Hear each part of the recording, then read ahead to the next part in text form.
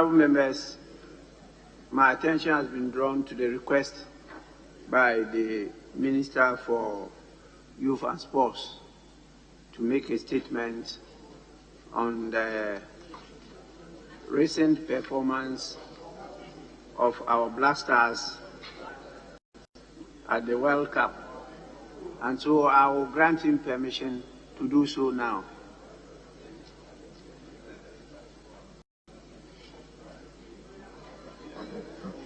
Thank you so much, Mr. Speaker, for the opportunity to make a statement on the Black Star participation in the 2022 FIFA World Cup in Qatar. Mr. Speaker, the statement will inform the House and the good people of this country the Black Star participation in the FIFA World Cup in Qatar. The statement will touch on the team preparation, participation, outcomes, gains, and the way forward, which include legacies from our participation in the World Cup. The 2022 edition of the FIFA World Cup, hosted in Qatar, was the 22nd edition of the World Cup and the first time an Arabian country hosted it. The 32 countries of FIFA 211 members drawn from continental federations participated in the tournament, and Ghana was one of the 5 countries representing the African continent after certain qualifying series.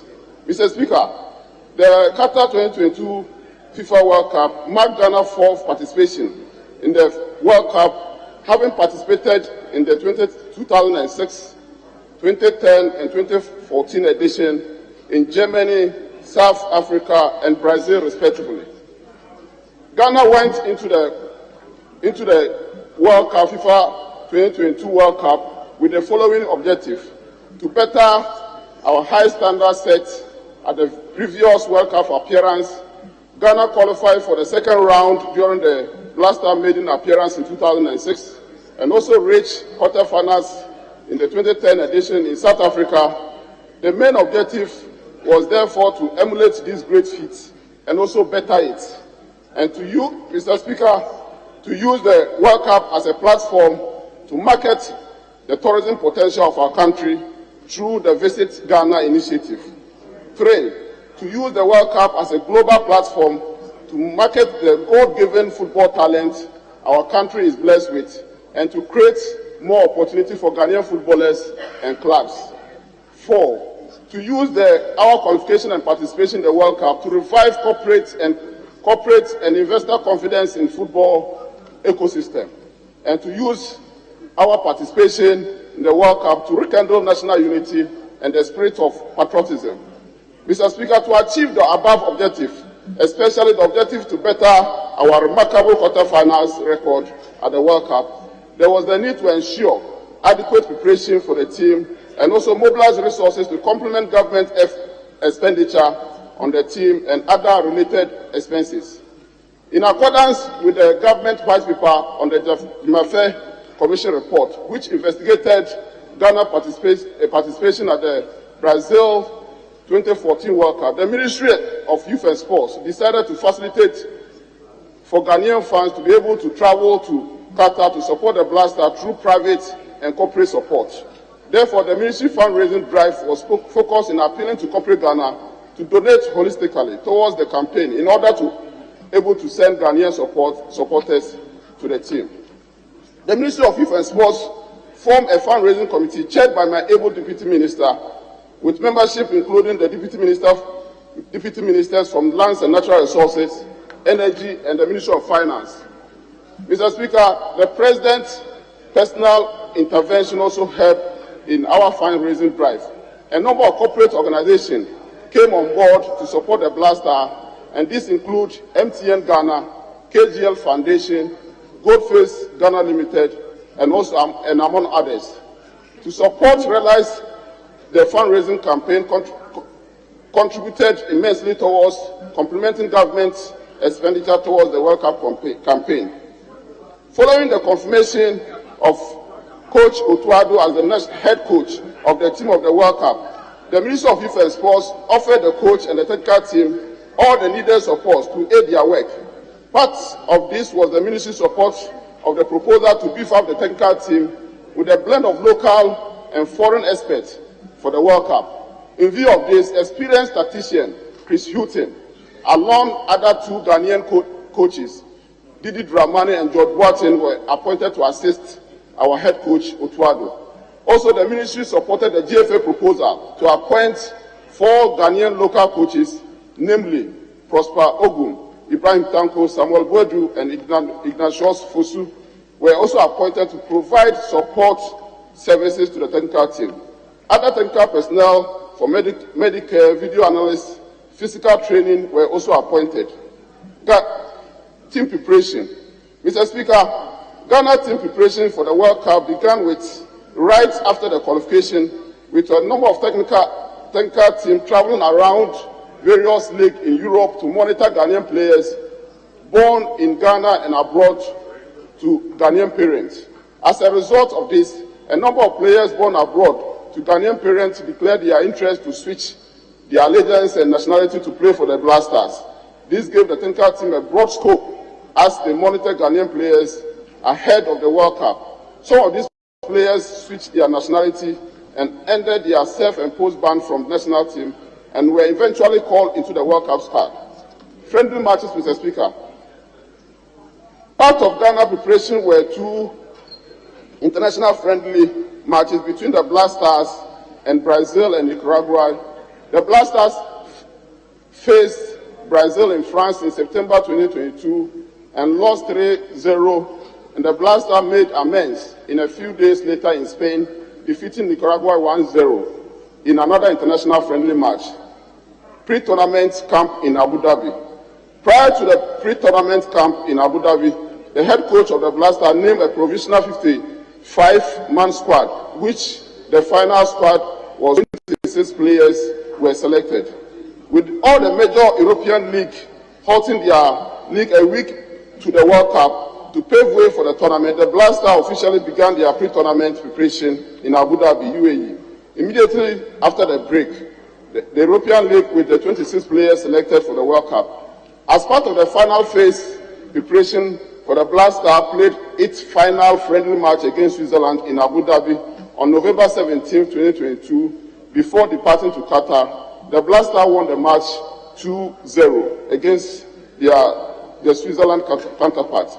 The Black Stars arrived in Qatar for the World Cup on November 18, 2022, clad with a beautiful traditional fubuk and kente dresses. With the host of global media covering the Black Stars arrival, it offered the country a perfect opportunity to highlight and market our traditional outfit to the world. Overall, the Black Stars was made up of 26 players and 21 technical team, and other management members comprising the Black Stars Management Committee and Executive Council of the GFA. The quest of the ministry was to keep the team motivated, inspired, and focused before, during the tournament. In view of this, the ministry, with the support of the Ministry of Finance, ensure all monetary issues, especially bonuses and allowances, which ruined our campaign in Brazil 8 years ago, were amicably discussed and resolved before the tournament. The ministry, in collaboration with the GFA, also ensured the establishment of a strong team bond, respect, dignity, support, and the team ethics prior to and during the tournament. Essentially, government support the GFA and the Black Stars was enormous, and government ensured that key areas such as financial commitment, technical support, team preparation, team reinforcement and motivation, as well as vociferous support for the national team were met. The Black Stars began their campaign against Portugal on the 24th November 2022. Unfortunately, the Black Stars lost the game 3-2 to Portugal, despite a spirited comeback from a goal down. This was a match that earned the Black Stars global pundits due to the remarkable manner they fought back through the match. The Black Stars won the second leg game against South Korea with 3-2 to keep Ghana's World Cup dream alive ahead of the final match.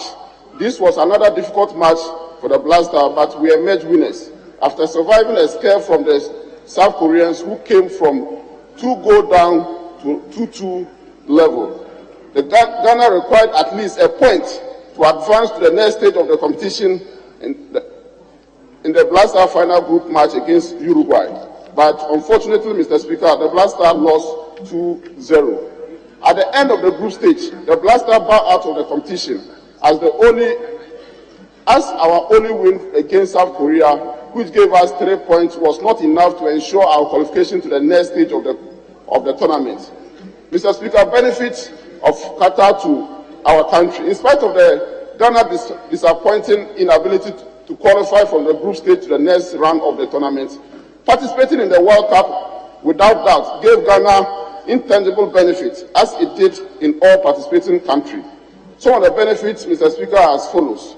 Unlike other football tournaments in which Ghana spent a lot of money to ensure qualification, preparation, and bonuses without prize money, the FIFA World Cup is financially rewarding. Once a nation qualifies, Mr. Speaker, for the 2022 World Cup, Ghana was paid an amount of $1.5 million for preparation. In addition to this, Ghana is entitled to an amount of $9 million as a participation fee, making it a total of $10.5 million earnings for the country.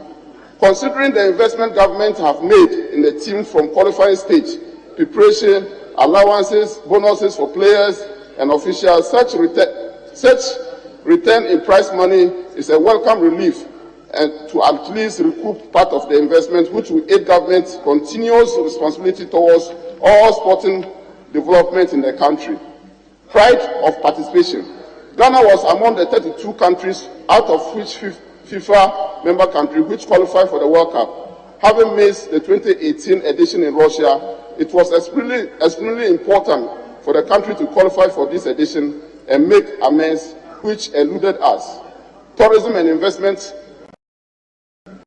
potential. Surely, Mr. Speaker, qualifying for the World Cup comes with its own tourism and investment opportunity, both in private sector and the public sector.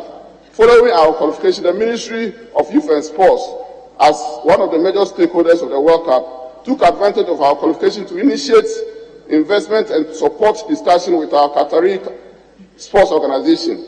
In the coming months, these discussions will intensify, and it is our hope that government will benefit immensely from our action. Also, Mr. Speaker, World Cup afforded Ghanaian private businessmen and football investors to travel to the World Cup and opportunities to build global football and sports partnership. Again, through our participation, Ghana was able to market our country for direct foreign investment and also tourism destination of choice through our Visit Ghana campaign. By Ghana qualification, the World Cup platform also offered Ghana opportunity to market our textiles, chocolate, artists through Stonebwoy, who performed at the final fan festival. In spite of all these off-field benefits, the main objective for participating in the World Cup for Ghana was one of the top football nations in Africa. It is always to leave a remarkable imprint on the field, as we did in Germany in 2006, South Africa in 2010. It is therefore regrettable that we could not achieve our main objective of qualifying from the group stage and making a strong impact at the knockout stage. Supporters mobilization.